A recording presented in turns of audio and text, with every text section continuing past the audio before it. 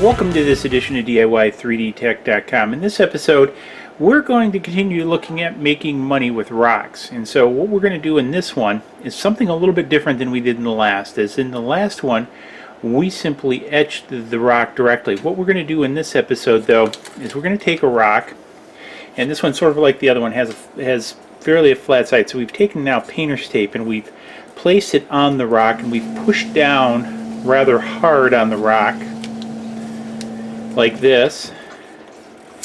And so now what we're going to do is put this down, and then what we're going to do is engrave on this rock. So what we're going to do is we're now going to align the laser.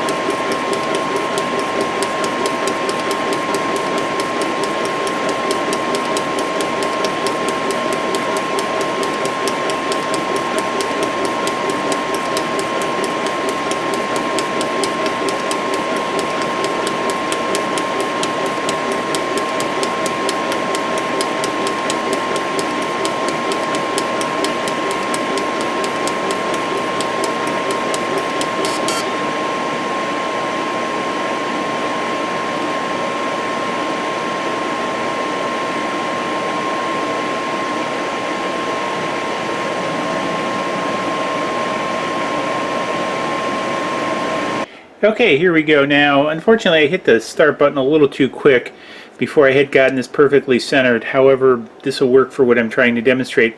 You notice that not only is the stone etched, but now it's cut the tape out. So what I'm going to do is take some acrylic paint and paint over this, let it dry, and then remove it. So I'm going to go do that, then come back.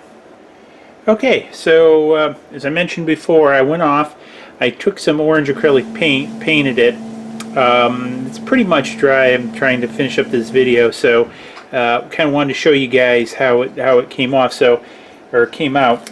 So what I'm going to do is peel it back. There might be a little bit of running because it's not perfectly dry, but I think it'll be pretty good. I think you'll get the idea. So I think there you go. So it came out pretty good. Naturally, it ran a little bit. I want to get this out of the way. You know, it ran a little bit where it went over the corner, but you see very easily that it filled in very nicely where the etching was. So again, if I'd have let this set up a little bit more. Now, one of the keys is really pressing this down, and I'd probably maybe use a little bit of more aggressive tape than blue painter's tape, maybe like a gaff first tape or something like that. that had more adhesion, because you do see a little bit of running here.